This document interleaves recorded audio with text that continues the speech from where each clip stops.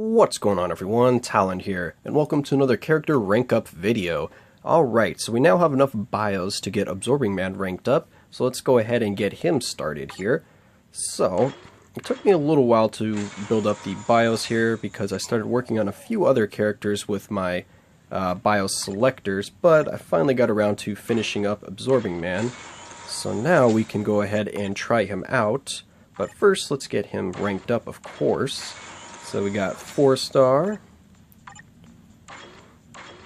5-star, and finally get him maxed out to 6 stars. Okay, so we got him ranked up there. I'm not really going to worry too much about his mastery because it's only physical defense. I know it increases his stats, but I kind of want to save my Nordstones of Strength right now.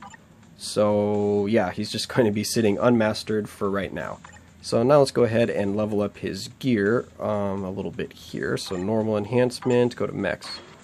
And yeah, that's right, we can only get up to 12 until I level him up, so actually we'll do that in a minute. Let's check out his skills and see what we need to level up here. Alright, so it looks like his 3rd skill we're definitely going to want to level up because then we get more physical reflect and we get a higher chance to be immune to physical damage, that is. So let's get this leveled up. Alright, so maxed out, he's going to be 100% chance to be immune to physical damage for 8 seconds.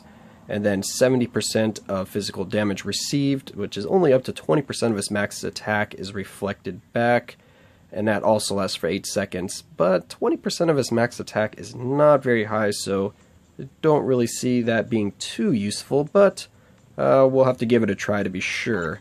And what kind of cooldown was that on? It's on 20 seconds. So pretty much you can have this active almost the whole time. You're going to have 2 seconds of downtime between using this skill and when it expires. Alright, anything else we need to level up here? It does not look like it. So those are going to be the only skills we really need to level up. So now let's go ahead and roll an ISO set for him. Not really sure what set I want to go with on him. It kind of seems like since he's really close quarters that I might want to go with like a defensive set on him. Don't need to go with spy tactics. So I'm thinking maybe something of the energy shield. Oh, there we go. This is kind of what I was thinking, either binary power or DDE. I would have preferred DDE though, but we'll go with this for now because I do think he's definitely going to need a lot of help in surviving. It seems like he has good crowd control though in his skill preview that I've seen for Shadowland at least, but against World Boss he's definitely going to need a little bit of help. So for now I'm going to keep this set on him and try it out, and I'll see how it works when we use him a little bit later. For the Obelisk though, I'm still not 100% sure on that, so we're just going to get him to level 60 first, and then when I come back I will probably have decided on an Obelisk and we'll get the Ice Weight set awakened as well. So let's go ahead and cut back to getting him to level 60. Okay, and we are back. So we got him to level 60. I went ahead and used the last 20 bios that I had remaining of him and got his first gear leveled up to 18 so that I could get a little bit more of the skill cooldown and all attack. And then over here for his skills, of course, I finished leveling up the 3rd skill. I activated his Isolate set, and I did decide on a custom gear. I'm giving him a 3-second invincibility one. The dodge and cold resist are just whatever. The dodge actually is pretty nice though, actually, because I do like having dodge on my characters, but mainly just putting this on for the invincibility to help keep him alive because he does not have any iframes at all, so he definitely is going to need some help to stay alive. But he does have some pretty good crowd control because, where is it? He does have a stun or two, I think, or is it just the one? I guess he only has the 1 stun, but his other skills are multi-hit, so it does help out quite a bit. But anyway, so now that he is ready to try out a little bit here, let's go ahead and test him out. Alright, so here we are at today's World Boss. We have Black Dwarf, so this is definitely going to be an extremely tough battle for Absorbing Man, but we'll give it a try, see if we can take advantage of his physical immunity. Probably still going to get bled to death, but we will see how well he can do here. So we're going to use this team. We have Titania for her leadership, and the team up, of course. And then we have She-Hulk as well for the team up. So we have the crit rate and skill cooldown, and then we have physical attack and ignore defense. And I really like this team up. That's why I decided to go with She-Hulk instead of having Hulk here. And actually, because Absorbing Man's damage is going to be quite low, we might as well use She-Hulk's leadership to get the most damage that we can out of him. And then we're just going to be going with all physical damage strikers here. So let's go ahead and see how this works out against Black Dwarf.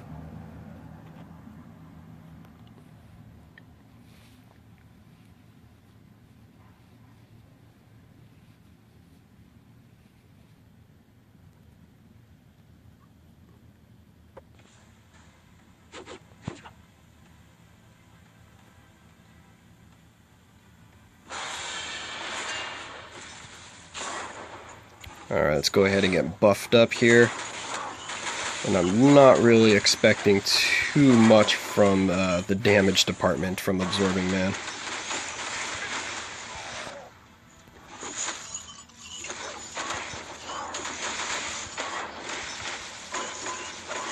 At least the physical immunity is nice.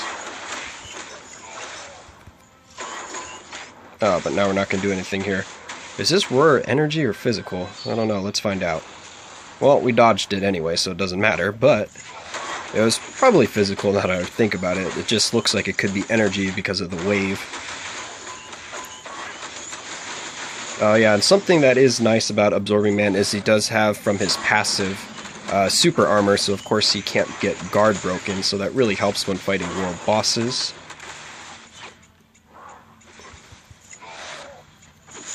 And his physical immunity is working pretty good on keeping him alive, at least against Black Dwarf, but the damage is pretty bad. Oh, and we got bled. I didn't pop up that physical immunity quite fast enough.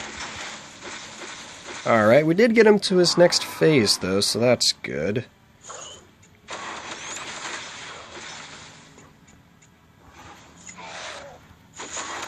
Alright, so let's see if we get a little bit of damage in here. Alright, we're gonna have to run away now. Actually, we got that up.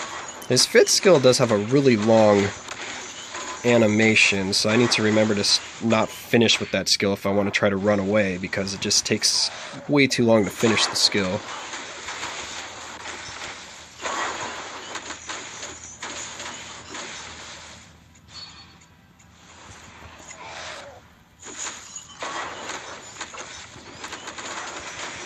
And of course, I'm not sure what is going to be the optimal skill rotation for Absorbing Man here, because this is the first time I've actually used him in a real fight.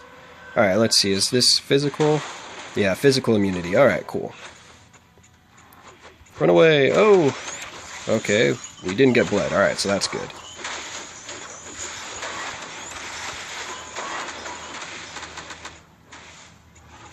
As you can see, that 2 seconds of downtime between having the third skill up for that physical and not makes a pretty big difference here against Black Dwarf, because we got to run around. Actually, it is 3 seconds because I don't have max skill cooldown. Actually, no, I should have max skill cooldown because of the team up. Yeah, because of the team up, because he's at 46% skill cooldown in the details page, but then I have a 5 or 4% from the team up bonus, so I should actually be at max skill cooldown right now.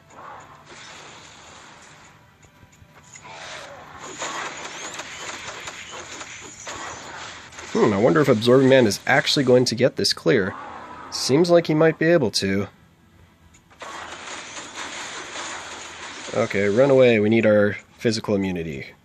There we go.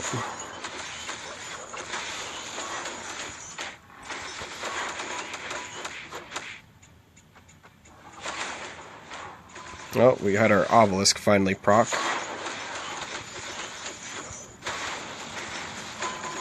And this is where we die. Oh, nope, the obelisk proc just in time to save us. Would have died there, though, if the obelisk didn't go off.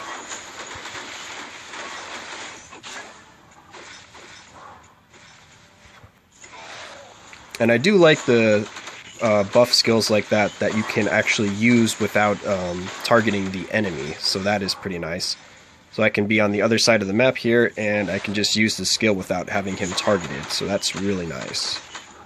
And wow, alright, Absorbing Man was actually able to do this, and he's not even fully mastered or anything. So I'm actually quite happy with how his physical immunity works out. It would be nice, of course, if we could keep it up the entire time, but it seems like Absorbing Man's going to be really good against physical damage characters. Because one, he can reflect some physical, but also he's going to be immune to it as long as you have that third skill active. And he definitely is going to be a...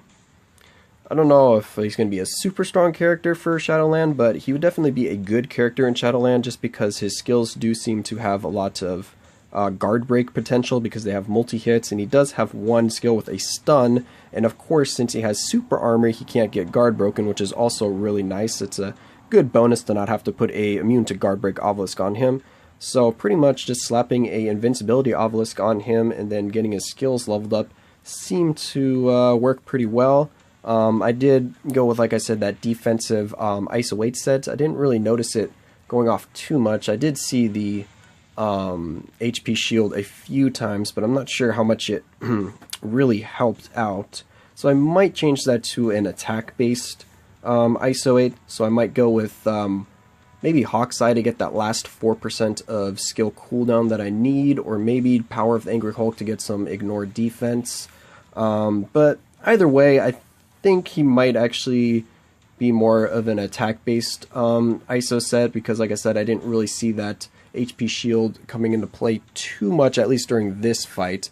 But, of course, it might work out better in Shadowland for all I know. This is, like I said, just a first look at Absorbing Man here for me. So that's going to be it for this video. I hope you enjoyed, and of course I will catch you in the next one.